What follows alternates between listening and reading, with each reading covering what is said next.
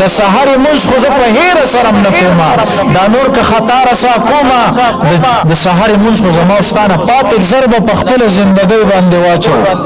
اول به ځان سره دا سوچ کوم بیا به تاسو خپل ګریوان کې سوچ وکړئ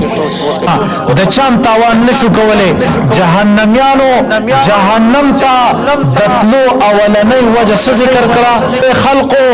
اے الله پاک ذکر کوي جهنميان جهنم ته لاړل اولنۍ وجه چې کوم دی دا چې من په دنیا کې حضرت ابو هريره رضی الله تعالی عنہ د حدیث راوی دی نبی علیہ السلام فرمای چې اسلام کې هیڅ حصہ نشته د هغه کس چې څوک مونږ نه کوي نظر په خپل ژوندۍ باندې واچو اول به ځان سره دا سوچ کوم بیا به تاسو خپل ګریوان کې سوچ وکړئ چې آیا زمون سپریدم زما کیفیت سره زمون سپریدم زما حال سره زمون نکوما زما د ژوندۍ مقصد سره مونږ خو هغه عبادت چې نبی علیہ الصلوۃ والسلام ته الله ذوالجلال د منځ دا تحفه کله ورکي کله چې د حج حکم راځي نبی علیہ السلام په فرش او پزمکه موجود دی کله چې د زکات فرضیت راځي نبی علیہ السلام پزمکه او فرش موجود دی داسي احکامات چې راتله نبی علیہ السلام موجود پزمکه دی خو چې کله د منځ حکم راځي نبی علیہ الصلوۃ والسلام په شپه د معراج الله ذوالجلال ځان ته وغوښتو او چې کله لاړو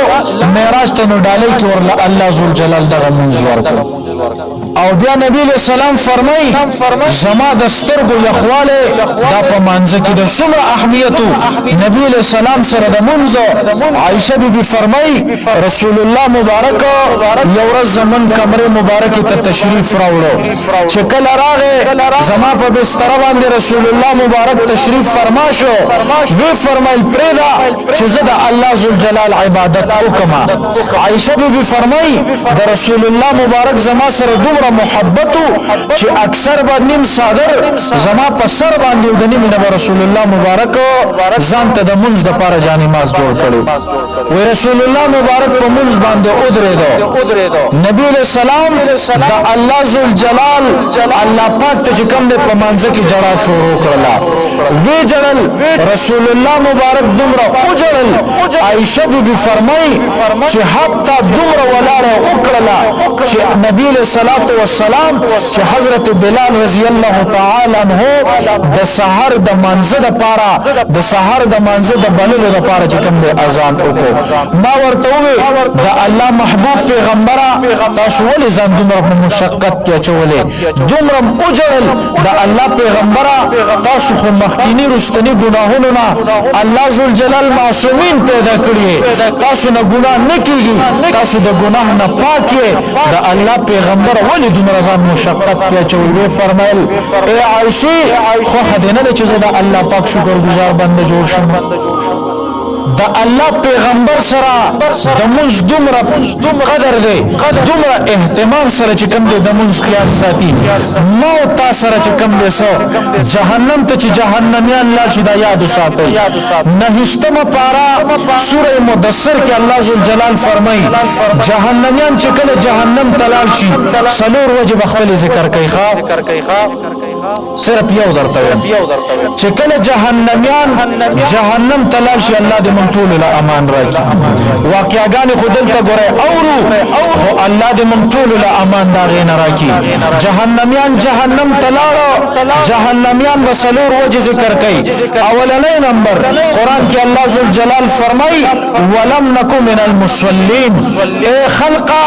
مونږ چې جهنم تراغلی یو مونږ په دنیا کې مونږ نه کوو من چې جهنم تراغلیو د هغه لوی وجداد چې من په دنیا کې مونږ نه کوو د سحر مونږ خو په هیر سره نه کومه دا نور که خطا رسا کومه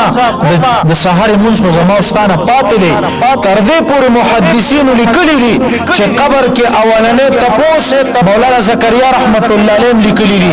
قبر کې اولنې تپوس دا چې کوم د مونږ کیږي علماء دا ذکر کړي او لیکلي دي چې اولنې تپوس په مونږ کې د سحر د مونږ په قبر کې کیږي زبد ځان سره لک سوچ کوم کنه د ماسوتن مون زمانہ پاتی ځان سره صرف سوچ وکما د چان تاوان نشو کوله جهنميانو جهنم ته دتلو اولنۍ وجه ذکر کړه ولم نکو من المصلين اے خلقو اے الله پاک ذکر کوي جهنميان جهنم تلاړل اولنۍ وجه چې کوم دی داغه چې من په دنیا کې منځ نکو الله ذل جلال له عمل کولو توفیق راکړي یا مهربان الله یقینا من ډیر کمزور یو یا الله خطاکار یو الله سیاکار یو څنګه حق چې د منځ دی څنګه حق چې ستاسو عبادت دی اے الله هغه موږ نشو ادا کولای الله زموږ د عادت په عبادت باندې قبول او منظور کړي اے مهربان الله زموږ د خلاصي ذریعہ جوړ کړي الله زموږ د جنت ته داخله دو ذریعہ جوړ کړي اے مهربان الله موږ ډیر کمزور یو ګناهګار یو خطاکار یو الله زموږ ناراضي شي